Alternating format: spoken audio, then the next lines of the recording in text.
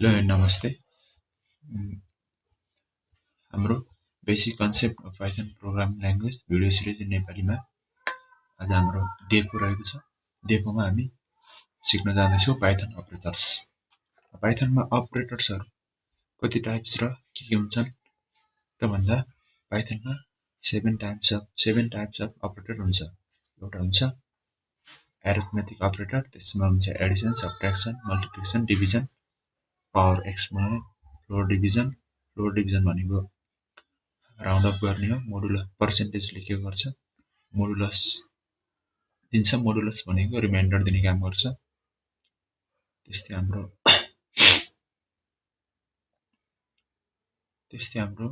हुन्छ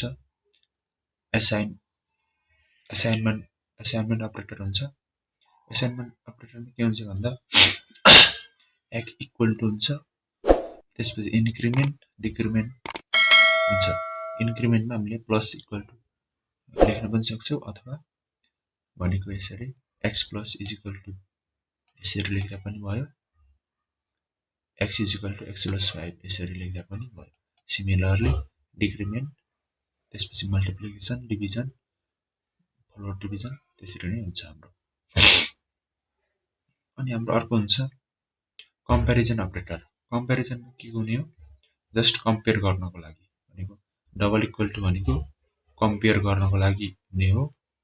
not equal to भनेको यस्तो हुन्छ ग्रेटर देन, त्यसपछि greater than or equal to, less than lesser equal to. अनि हाम्रो हुन्छ लजिकल अपरेटर। लजिकल अपरेटरमा के हुन्छ एन्ड र or. And operator returns true if both statements are true. कुनै पनि दुईवटा स्टेटमेन्ट ट्रु छ भने त्यसले ट्रु दिन्छ, नत्र फल्स दिन्छ। अरले के दिन्छ, कुनै पनि एउटा स्टेटमेन्ट ट्रु छ भने ट्रु दिन्छ, अदरवाइज फल्स दिन्छ। नटले के गर्छ, रिजल्टलाई रिभर्स गर्छ। जस्तो फर इक्जाम्पल 1मा के छ हाम्रो एक्स इज इक्वल टु 2 छ, print x is less then 5 and x is less then 4 भनेको यसमा दुईटै कन्डिसन के छ, ट्रु छ भनेपछि यसले के दिनु पर्यो, आउटपुट ट्रु दिनु पर्यो। ट्रु एन्ड फल्स भनेको हाम्रो बुलियन भ्यालु भयो, बुलियन्स भयो। यसले हामीलाई ट्रु बुलियन दिएको छ। अब हाम्रो एक्जाम्पल नम्बर 2 मा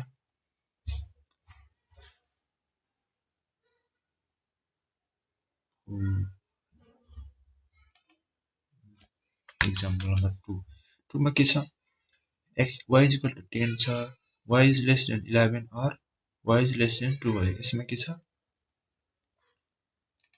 छ स्टेटमेन्ट्स दुईटै,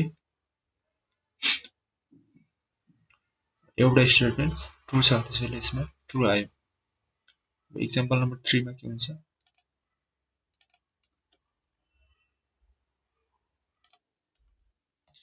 हाम्रो एक्जाम्पल नम्बर 3 मा के भयो, दुईटै स्टेटमेन्ट्स फल्स भएकोले के भयो, फल्स आयो। त्यस्तै हाम्रो 5 नम्बरमा आइडेन्टिटी अपरेटर भन्ने हुन्छ। यसमा इज र इज नटको कुरा आउँछ। जस्तै कुनै पनि अब्जेक्ट्स अथवा अब्जेक्ट्समा हाम्रो सेम अब्जेक्ट छ भने ट्रु नत्र फल्स दिने हो। एक्जाम्पल नम्बर 1 मा के छ, हाम्रो x is equal to apple र चेरी भन्ने छ, वाइमा पनि त्यही छ भने के भयो, एक्स इज वाइ भनेको